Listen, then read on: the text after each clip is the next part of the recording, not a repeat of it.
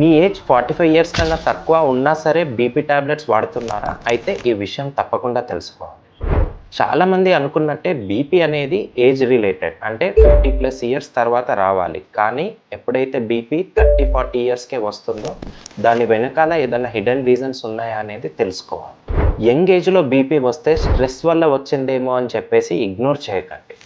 చాలామందికి ఈ ఏజ్ గ్రూప్‌లో కిడ్నీ ప్రాబ్లమ్స్ వల్ల హై బీపీ రావచ్చు. సో బీపీ వల్ల కిడ్నీ డ్యామేజ్ అవ్వచ్చు అండ్ కొన్ని టైమ్స్ కిడ్నీ డ్యామేజ్ అయిన హై బీపీ రావచ్చు. So basic creatinine test, urine test and scan చేయించుకుంటే కిడ్నీ ప్రాబ్లం వల్ల హై బీపీ ఏమన్నా వస్తుందా అని చెప్పేసి ఈజీగా ఐడెంటిఫై చేయవచ్చు. బీపీ టాబ్లెట్స్ స్టార్ట్ చేస్తే సరిపోదు, దాని రూట్ కాజ్ ఏంటో తెలుసుకొని ట్రీట్మెంట్ తీసుకోవాలి.